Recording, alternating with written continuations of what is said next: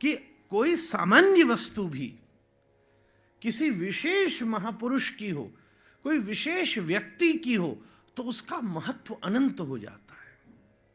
ये पूजा संबंधी वस्तु भी हो सकती है, कोई व्यवहारिक वस्तु भी हो सकती है, अरे कोई सामान्य कोई पादुका भी हो सकती है, कोई चप्पल ही हो सकती है। सैकड़ों चप्पल बाहर उतर रही होंगी, आपके पैर भी लग गए होंगे, किसी को आपने पैर से भी यूं कर दिया होगा, पर अगर कोई खड़ाऊ रखी होगी तो आपकी हिम्मत नहीं होगी कि पैर से उसको यूं कर दूं।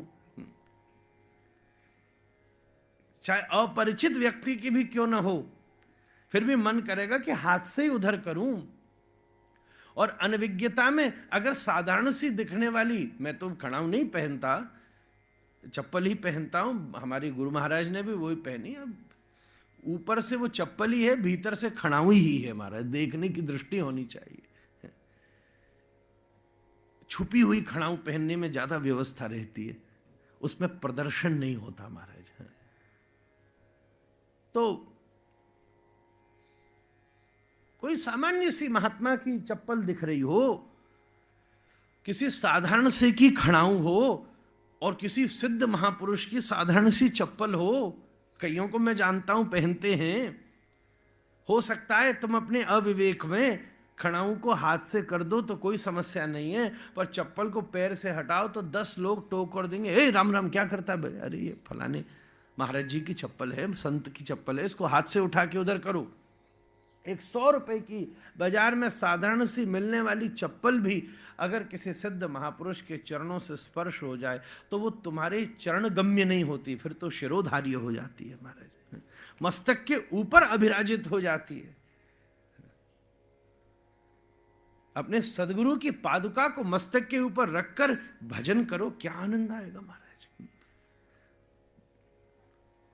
ठाकुर राधारमण जी ये जो सिरपेच धारण करते हैं, ये सिरपेच की आकृति श्री प्रिया जी के चरणारविंद का ही तो आकृति स्वरूप है महाराज, सतत श्री ठाकुर जी धारण करते हैं। साधारण सी वस्तु किसकी है उससे उसका महत्व हो जाता है। आपके ठाकुर जी का विग्रह बहुत सुंदर होगा, और कोई विग्रह जो थोड़ा जीर्ण भी हो गया हो, कोई पुराना भी हो गया हो, पर पता चले कि इनकी सेवा तो स्वयं सूरदास जी ने करी है, इनकी सेवा तो स्वयं कुंभनदास जी ने करी है, इनकी सेवा तो स्वयं श्री रूप गोस्वामी पाद ने करी है, इनकी सेवा तो श्री हरिदास ठाकुर ने करी है, तो उसका महत्व विशेष होगा। मैं इतनी लंबी भूमिका मंजरी इसलिए बना रहा था कि आते समय हृदय में ये भाव प्रेरणा जागृत हुई कि भगवान श्री कृष्ण के विग्रह तो अनंत जगत में व्याप्त हैं, पर ये जो भीतर श्री ठाकुर जी विराज रहे हैं, ये आकार, ये विग्रह तो श्री गोपाल भट्ट गोस्वामी जी महाराज का ही है, श्री पाद का ही है, उनके द्वारा ही प्रतिष्ठित, उनके द्वारा ही प्रादुर्भूत, उनके भाव से ही स्वयंभू प्रकट हुए हैं।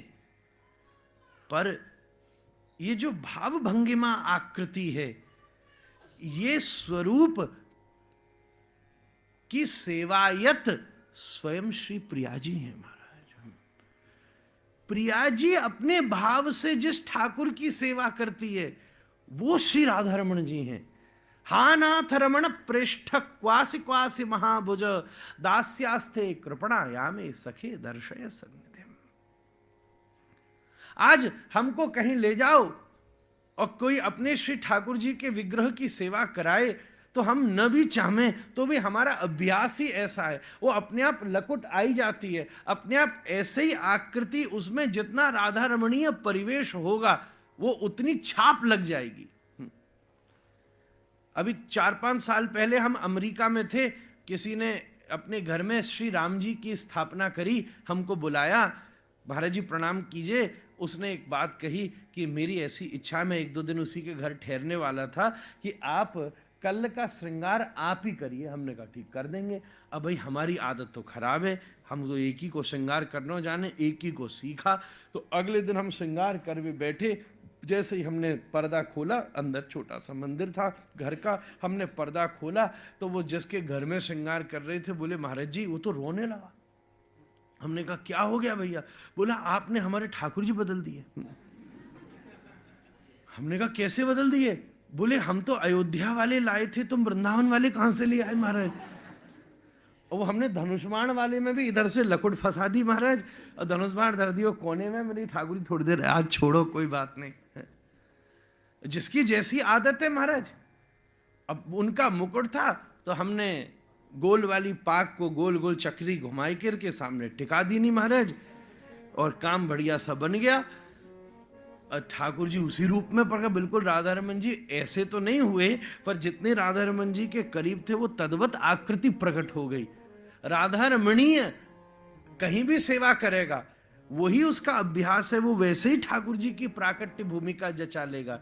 मैं यही निवेदन इस दृष्टांत से समझाना चाह रहा था कि ये जो आकृति है भीतर ठाकुर जी की, ये जो आंख है, ये जो नाक है, ये जो होठ है, ये जो हाथ है, ये जो पाम है, ये जो जंघू है, ये जो कटी है, ये जो चरणारविंद है, ये जो श्रृंगार की शैली है, ये जो मकराकृत कुंडल है, जो ये मयूराकृत कुंडल है, ये जो नथ है, ये जो बेसर है, ये जो सिरपेज है, ये जो जूड़ा है, ये जो पूनों को बड़ो मुकुट है, ये जो बड़ा हार है, ये जो कंठा है, ये जो बाजू बंद है, ये सब जो श्रृंगार पद्धति स्वरूप और आकृति, ये इस विग्रह इस व्यवस्था की सेवा स्वयं श्री व्रज में अत्यंत श्री कृष्ण विरह भावित स्वयं श्री राधा रानी करती है, महाराज प्रिया जी करती है। चाहे प्राकट्य श्री गोपाल भट्ट गोस्वामी जी महाराज के द्वारा हुआ है, पर ये जो विग्रह है महाराज, आदि विग्रह मूलभूत ये जो श्रृंगार पद्धति है, ये प्रिया जी जब चिंतन करती हैं, हम जिस भी वस्तु का जब चिंतन करते हैं तो उसकी एक विशिष्ट आकृति हमारे हृदय में छपी होती है। वो वस्तु का भी चिंतन हो, अपने किसी व्यक्ति, अपनी कोई पत्नी बैठी अपने पति का भी चिंतन करे तो एक आकृति है जो उसके हृदय में प्रकट होती है। उसी एक, हम जब गुरुदेव का चिंतन करते हैं, हमने महाराज जी, बड़े महाराज जी अनेकों प्रकार से देखे, पर एक वो ऐसा विग्रह है जो हमारा उपास्य आकार है उनका। जब मन में कभी आए कि अज्ञानतिमिरान्धस्य ज्ञानांजन शलाकया चक्षुरुन्मीलितं येन तस्मै श्री गुरुवे नमः, तो वो एक कोई है स्वरूप कि ऐसे महाराज जी विराज रहे हैं और ऐसे हम उनको प्रणाम कर रहे हैं। महाराज ये उनका रूप और स्वरूप एक टिकता है। तो जब श्री प्रिया जी श्री कृष्ण का चिंतन करती हैं, अत्यंत चिंतन, अत्यंत भाव स्निग्ध होकर श्री श्याम सुंदर के नाम धाम रूप लीला गुण का चिंतन करती हैं, श्री प्रिया जी स्वयं जिस स्वरूप की के साथ वार्तालाप करती हैं, जिसके साथ प्रिया जी अपने भाव को अभिव्यक्त करती हैं, जिस भगवत स्वरूप में श्री प्रिया जी स्वयं रमण कर जाती हैं महाराज, जहां स्वयं प्रिया जी स्थापित हो जाती हैं। श्री मीरा जी द्वारिकाधीश में समाहित हो जाती हैं, श्रीमन महाप्रभु श्री जगन्नाथ भगवान में श्री गोपीनाथ प्रभु में स्थापित हो जाते हैं। ऐसे श्री प्रिया जी भी स्वयं जिस विग्रह में पूर्ण रूप से अविराजित हो जाती हैं, वो जो भगवान का परम आकार है, वो जो अवस्था है, प्रिया जी जिस स्वरूप का चिंतन करती हैं, वो स्वरूप है श्री राधा रमन लाल जी का। महाराज ये प्रिया जी के ठाकुर जी हैं महाराज, प्रिया जी के ठाकुर जी, इसलिए प्रिया जी घूंघट में बैठी हैं। एक भीतरी सब हमारे तो कथा भी यहाँ गोसाई जी कर रहे हैं और तो पाठ भी हमारे राधारमण जी के आचार्य कर रहे हैं प्रथम, तो हम आप सब बड़े हैं, ये सब जानते हैं एक प्रकार से प्रिया जी भी यहां उसी रूप में प्रधान श्री ठाकुर जी हैं। प्रिया जी के अनुगत्य में प्रिया जी जब भोग लगता है तो प्रार्थना यही करी जाती है, बड़ों से किसी से पूछ लीजिएगा कि हे प्रिया जी, आप श्री ठाकुर जी को जो चाहिए पवाओ महाराज। फिर दूसरा भोग प्रिया जी का है, फिर श्री गोसाई जी को उनका प्रसाद प्राप्त होता है। ये प्रिया जी के विग्रह श्री राधारमण जी हैं। तो मैं एक बात, मेरा हृदय कह रहा है सुभाष जी कहने का, अब सही हो गलत हो ये तो बड़े लोग डांट फटकार देंगे, सुधार देंगे बालक को। भक्त्या भागवतम शास्त्रम निव्युत्पत्त्या नटीकया, जिस स्वरूप की श्री प्रिया जी सेवा करती हैं, अर्चा करती हैं, वो राधा रमण जी हैं।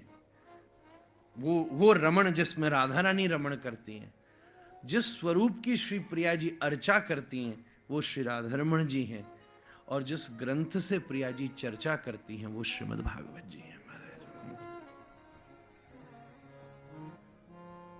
भगवत समर्चा कहीं आश्रित होकर होती है, किसी प्रणाली में आश्रित होकर होती है।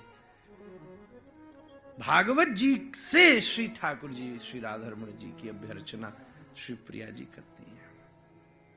इसलिए भागवत जी विशुद्ध श्री राधारमण जी को अत्यंत प्रिय है महाराज।